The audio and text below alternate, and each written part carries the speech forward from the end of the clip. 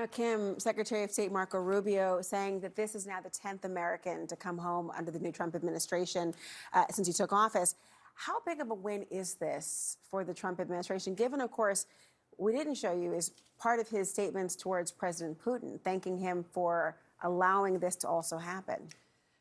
Yes, it is a big win for the Fogel family, for the Trump administration, but every single leader who gave up these jailed Americans and allowed them to return back to the United States is trying to curry favor with this White House. They know it is a win for President Trump in his first month in office, and that is how you get in the good graces of whichever White House you're trying to impress. I had Biden administration officials gripe to me in the past that, you know, there was a big exchange of Russians and Americans last year, but they couldn't get Fogel out. The Russians wouldn't let Fogel go. It felt almost as if they were holding him in reserve for whoever was the next president. Well, or perhaps who they also maybe want to release.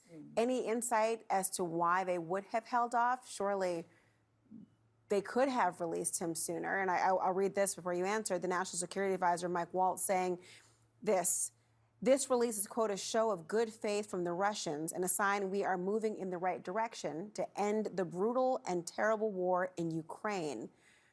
Is that how you see it? You know, I can't get into the heads of the Russians who decided, yes, we're going to do this, but going into a tough negotiation with the Trump administration about the ultimate fate of Ukraine, with Trump already having telegraphed that he's threatening sanctions and he's threatening to arm Ukraine if Putin doesn't come to the negotiating table and agree to stop fighting, stop the war. Well, this is a way to put some credit on the board on Putin's side. And so that they go into this administration with, you know, Trump has signaled to both sides with comments in the past few days saying Ukraine could end up being Russian or it could end up being independent. He's signaling both men, the leaders of both countries, that the deal making is open. Show me what you got. So you've got the Secretary of Treasury heading to Kyiv to do a deal with Zelensky on rare earth minerals for the United States. And Trump has also signaled to Putin, you know, show me what you can deliver, and perhaps we'll come down on the side of you keeping more Ukrainian territory than other NATO countries think is acceptable, for instance. I do wonder, I mean, what you make of this, quote, exchange, because the U.S. has not actually suggested or said, as far as we know right now, who exactly they'd be swapping for Fogel, as is accustomed when you hear these prisoner exchanges. But the hostage envoy earlier suggested that it would be non-violent people. That was the phrase they used.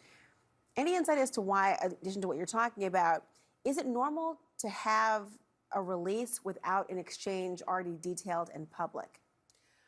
It fights against the transparency, and it also goes against what the Trump administration or the President Trump himself in the past, the criticism he's leveled against the Biden administration for some of the people that they released, like Victor Bout, in exchange for getting American hostages out.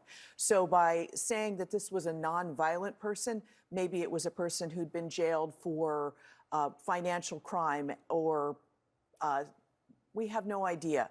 Perhaps we'll find out. And if this administration wants to show the transparency that President Trump talked about tonight in the Oval Office in one of his long impromptu press conferences, then hopefully we'll find out in the next 24 hours or so who got released to get Mark Fogel out.